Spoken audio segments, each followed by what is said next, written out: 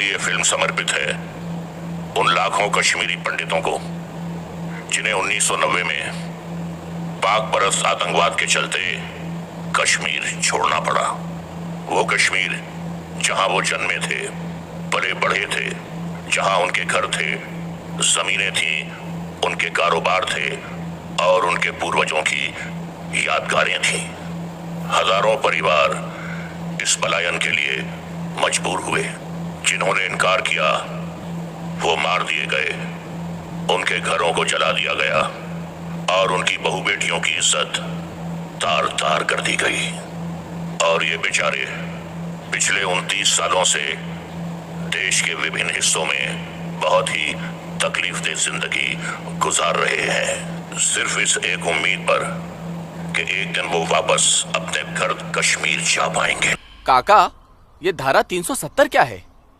धारा 370 क्या है ये जानने के लिए 42 साल पीछे जाना होगा बेटा।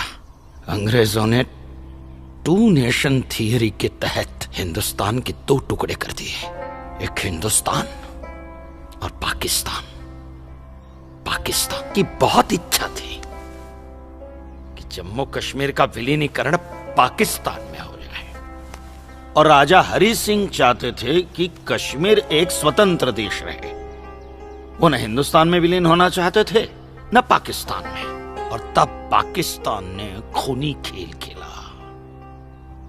अक्टूबर 1947 में पठानी कबायलियों को जम्मू कश्मीर के खिलाफ उकसाया, कश्मीरी पंडितों का कत्लेआम करवाया। ऐसे हालात देखकर राजा हरि सिंह ने घबराकर नेहरू जी से कहा, कृपा करके आप कश्मीर को बचा लीजिए।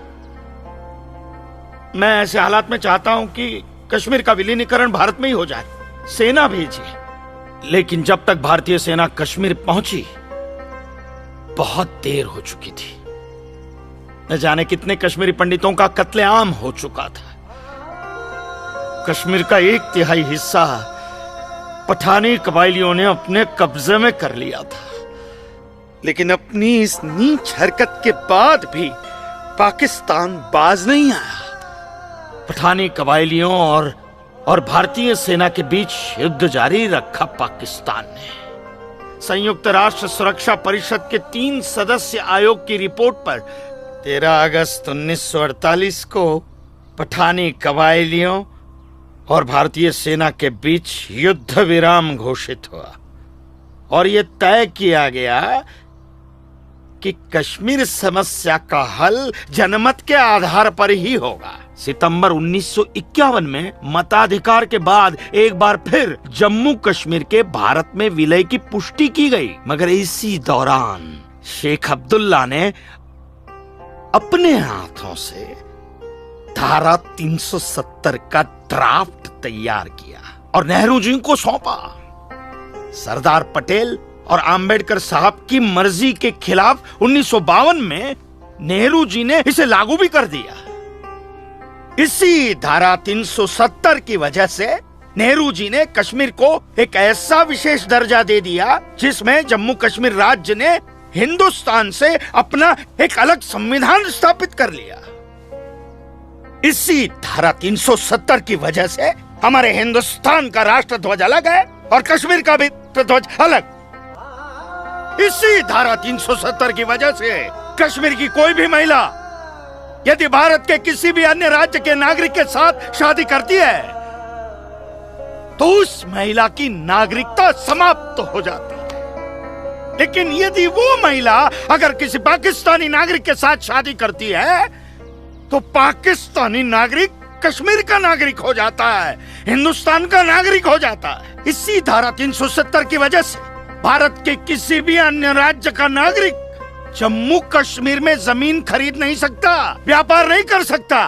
लेकिन जम्मू कश्मीर का नागरिक भारत के किसी भी अन्य राज्य में जाकर अपना व्यापार कर सकता है, जमीन खरीद सकता है, कुछ भी कर सकता है। अरे ये बिग लैंड एबोल्यूशन एक्ट क्या है पता है? यदि जम्मू कश्मीर का कोई भी मुसलमान जमीन ठेके पर लेकर खेती करता है तो कश्मीर की सरकार उस हिंदू को बिना मुआवजा दिए वो जमीन जबरन उस मुसलमान को दे सकती है। ये है बिग लैंड एबोल्यूशन एक्ट।